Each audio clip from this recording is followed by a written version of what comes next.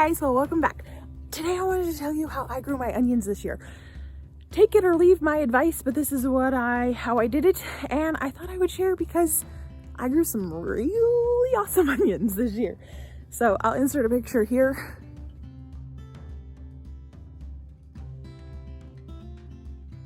My harvest. So the picture you just saw was of one of harvest of 3. I had 3 harvests, my medium harvest. So I had one a little smaller and one quite a bit bigger, and I still have all those onions in the field. So I wanted to share with you how I did that. All right, so how I did that is kind of simple. And when I say kind of simple, I mean really simple, because essentially I start with this half-gallon pot and I put a pack of seeds in here. This one might have been a half a seed packet because that's all I had left, but this one was a whole seed packet. These are 2 different varieties. These are Walla Wallas. I don't remember what these ones are.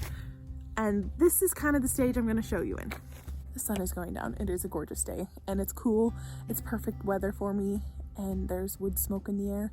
It just makes me feel like, the smell of it makes me feel like I'm a prairie person coming over on the Oregon Trail or something. So there's 3 or 4 important things that I learned this year that I haven't done in the past with growing onions, and it changed everything. So 1, find a full sun spot, really sunny. They want their sun. 2, plant them in compost. I did that before, but they weren't in full sun. And also fertilize throughout the growing season.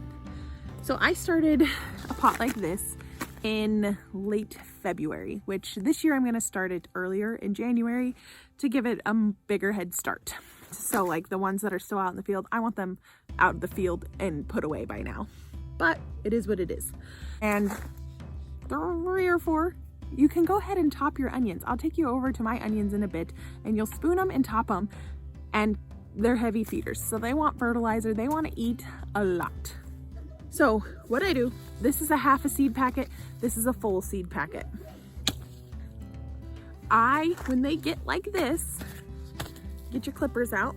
Now these you can put in a salad, put on a baked potato, compost them, dry them. You're gonna give your onions a little haircut. Essentially, we're making our own starts. Well, not essentially, we are making our own starts. So I like mine, if you can see these guys. I'll pull one out for you. Here's this one, how it is. I would like it a little like doubled in thickness before I put them out in the ground. And these ones I'm gonna plant in my greenhouse. But essentially, you plant the seed packet in here, water it good. So I put them on a tray so that way I can water, and that way they don't dry out. Right now they need water. They're a little dry. My tray was dry. And I go in there every few often, however long they seem like they needed a haircut, and I give them a haircut, and then water them, let them keep growing. It's that simple until they get pretty sturdy, and then you can transplant them outside. Once they do, you're good to go. It's so easy. It's so simple. I don't want to overcomplicate this. It doesn't need to be too long of a video because it's extremely simple. So these, oh my gosh, they smell so freaking good. So let's take you over to the onions that are still growing.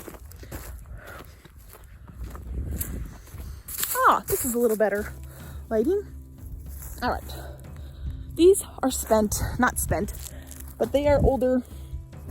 These are older onions. They've been out here all season, and it's mid-October. So pretend if this is spring. So see this onion here. Let's get away with this debris. See this onion here, typically, and the bulb. So this one probably didn't get spooned a big much. So this is called spooning. I think it comes from the term like they had a spoon and they would dig around. That makes sense, to expose the bulb. The bulb needs to be exposed. The roots are down further.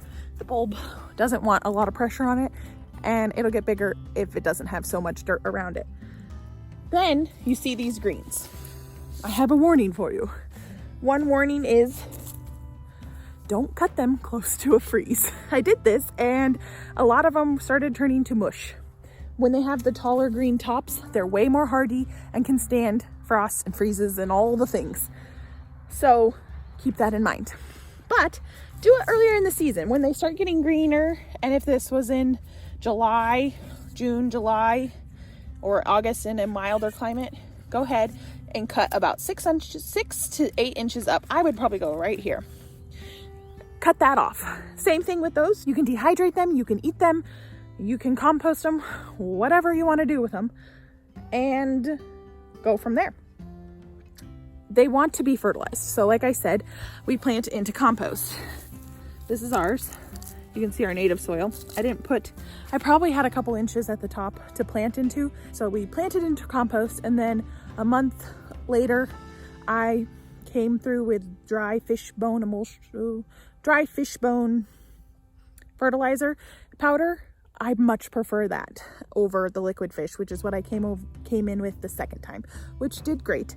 But it's just annoying having to pump the sprayer with this. I want to do a bigger row next year, this row and a bigger row, so we have a ton for family and friends and to sell if we want to, and to store for a whole year. What we have put up right now, it'll probably get us into the spring, but definitely not a whole year's worth. So yeah, fertilize that. They want their stuff. So plant into compost if you can. Get some fish bone emulsion or fertilizer of some sort. I did fish. That was what worked for me. It worked great. And top them. Now, like I said, don't do it before a big freeze. My face is filthy. That's okay. I'm a farmer. What can you do about it? So there you have it. Those are my simple tips and tricks of how I grew an awesome onion harvest. I hope you enjoyed it. I also want to make it simple because it is simple. You don't need to overcomplicate gardening. But once sometimes you simplify it too much, where like you just put the seeds in the ground and let them grow, they might not get big enough. So starting your seeds is definitely beneficial, and that's probably the most complicated thing. But like I said, you put them in one pot, sprinkle your seeds, cover them, let them grow, keep chopping them, give them those haircuts. They like those haircuts. Thanks for following along, guys. I hope this helps you. I hope you try this out this fall or next year, probably. I know it's kind of a weird time to post this video, but I'm working on my onions still, and I'm gonna plant them in my greenhouse. So if you're in a southern climate, you're just now starting to plant these things, and I hope it's helpful. So I will see you all on the next video. I hope you enjoyed it, and I hope your onions get freaking massive. Freaking massive.